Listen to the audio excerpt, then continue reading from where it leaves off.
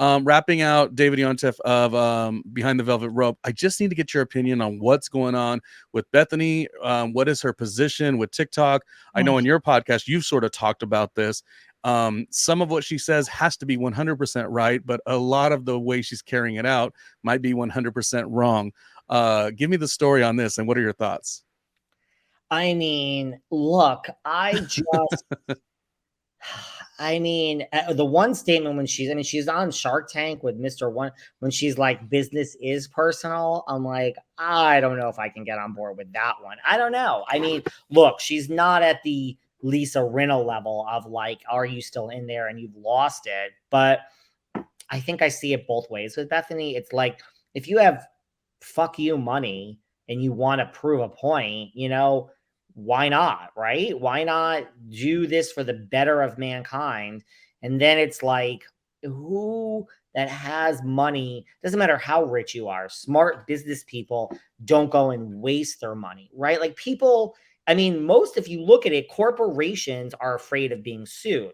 Rich people are afraid of being sued, right? So, like, rich people don't, unless they're really wronged to the core, they don't go around suing people, right? So it's strange to me. And the people she's suing, I mean, TikTok, but like all the other people have like no money. So it's just like, I don't know, like, what are you doing? And look, if it's all for the right reasons, make a statement, change the law. I'm all here for it. And if it's just like you say you don't want to be back on RHONY, but you really want to be back on TV and you can't handle being out of the spotlight, I mean, and this is your new way of just, then it's like, find a better way. Maybe there's a little bit of an attention seeking thing that she just can't let go, because even it had been commented on a lot how her podcast started off being where she was interviewing, CEOs and moguls and stuff like that, and it was about like how to become a mogul like her from Skinny Girl. And then now it's just like, I don't know what she just throws up anything, and it's usually about housewives, great for commentary, and she's always been our commentary queen for sure, but like directionally, where's she going? I mean, it makes a lot of sense. Right now, the way content is going, you don't really have a little protection when it comes to that. I mean, I think back in the Napster days, even though people hated on what's his name from what was the band Metallica, Lars, he did have a point. He had a point that sort of made sense. By doing this streaming and just pirating it or whatever, it doesn't do good for the musician. And look where the record industry went. So she has a point too.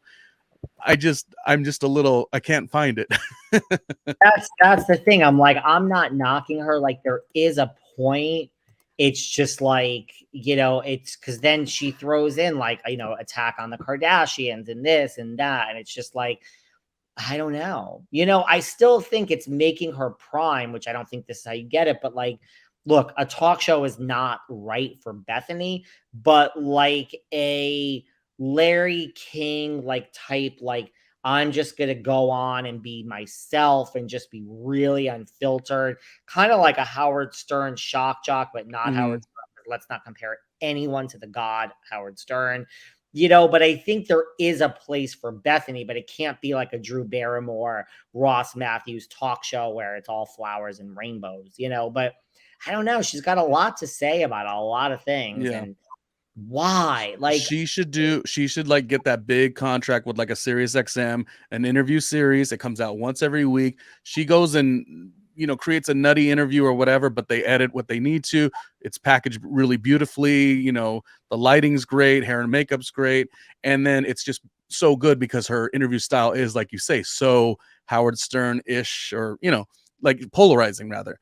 And I think that would be great. That would actually be the best vehicle. But yeah, the talk show, I mean, we're having a hard time watching Sherry Shepherd because the talk show just feels so funny now. It feels very unreal in a lot of cases. But I wish her the best, and she'll be interesting. But yeah, it's like 1 minute it's anti-Kardashians and then the next it's anti-TikTok. So hard to keep up. Yeah, and like, like we talk, like I talk on my podcast, twice a week when I'm not interviewing, but I mean, I'm making money from that. So to me, it's like Bethany, I mean, apparently doesn't do anything unless there's like a business. Like, what's the end goal here? Because it can't just be like, I mean, is it like, that's where it is. Like, if there's some master plan, like everyone thinks with the makeup, and I would agree, she has a master plan with this makeup and she's going to launch Skinny Girl makeup. And like, if Bethany has some plan in there, I'm all for it. If this is just like girl, you're bored and you want to share this with the 1,000,000, 2,000,000, 3,000,000 people that follow you. I'm the exact opposite. I'd like to never go on, like where we opened up. I'd like to never be on social media. I have no interest. So Well, what's let me join you and be so clear with you about that. If I didn't have this damn, podcast, which my goals are podcast, then to TV, then to, et cetera, et cetera, et cetera. But if it isn't involved, I don't even, when I watch television or have a commentary, I don't even take it to Twitter because I'm like, if there is no way that it's not circling back, and I guess Twitter numbers are helpful, but if there's no way where it's not circling back, where you go to my show or you add to my Patreon account, by the way, patreon.com/randomlyRJ Jr. If there's no connection there, I don't give a care what you think of what I think. Now, if you come to my show, you watch my YouTube, you go to my podcast, that is very much a different game. And you're right, we're not really seeing that with her. We're just seeing. I say this all the time, word for word. If this were not my job, you would literally text me or call the authorities because you would think that I was either kidnapped or passed away. I'm not kidding you. You would never see me on social media.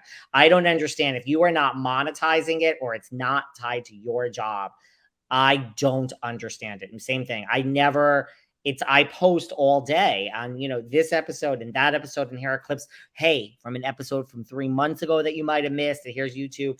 And that's great. It's all, the people that are following me, it's all about the show. And yeah, I'll DM people back and I'm nice, but like, I don't need to share my thoughts on anything. I don't know. I think that means we're self-actualized people that are not thirsty for clout. That's I just honestly like a break. And my here's my reason, and we'll end the show. I just like a break. I feel like it's funny when I talk to somebody, and my podcast has been going for a little while, but it ain't really booming, and that's okay. Even though I've worked in radio for years, even though I've had television appearances and stuff, this is just a different time. But anytime I talk to somebody younger, they're always like, "Oh, well, you got to post more and tweet more and Instagram more and TikTok more and do a little shimmy on TikTok, like do a little Beyonce challenge." It's so much that I'm like, I love my work, and here's what I can do. I could give you 6 episodes a day, an hour each. What I have a hard time doing is now taking that to social media and saying, hey, come listen to my show, which I know it's valuable, but I want to be in a place where we could just create really great work, and we could tweet our work, but not so much where it makes us cringy. How else do we have self-love if we don't step away from it a little bit? So that's something I want to kind of work on. I want to be the epitome of somebody who succeeded, because just because I'm not succeeding right now, David, baby, I'm gonna succeed. Listen, And I want to be somebody who succeeded but didn't get caught up in being so connected to the damn phone. That's a mission for me. It is a mission. That's why I said when I was opening up the episode, I was saying, I love that you went to Sag Harbor in the summer. I thought you had a little more relaxing time, but I love that you prioritized yourself. The podcast and success is always going to be there, and that goes for everybody. So I agree. And I'm not even so sure. Look, I think like you have to promote on the back end, but I never get into like, oh, you post at this time. And oh my goodness. I'm like, I don't even believe in all of that. I really don't. I think if you're on the different platforms and something is out there, I don't believe in I don't. I just think it has its moment. I do. One of the critiques I get from my younger friends who are doing successful in this industry, they'll say, "Oh, Ronnie, what you do wrong is you always post 4 clips at a time." And I'm like, they're like, "You should spread that out." And I know I'm supposed to, but I'm like, I don't want to be in my phone. Like, I'm going to do it now. I'm going to chunk them all out. And then after that, chunk them out. Is that a word? I'm going to bank them, in the Instagram or TikTok. But I don't want to be like, now I have to resort back to my phone. I want to talk to my real friends. I've lived in New York City. I'm in Los Angeles now. I want to go live life too. And I think you could do both. And I think maybe this is where we're all headed, because the fatigue, you talk about fatigue of housewives, the fatigue of everybody with their damn brand and have to sell their brand 24 hours a day. I don't think it's going to last too long, David. I don't see it going too much further. Something's got to crack. I would agree with you. I mean, I think Housewives is cracking. I'm not sure. I mean, that's not going to be around in 10 years. I mean, yeah. It's one. You know who's going to be around in 10 years, though? Who? Who's absolutely going to be around in 10 years? The Queen, Larsa. Yes. That's fine. That's fine. I love her so much.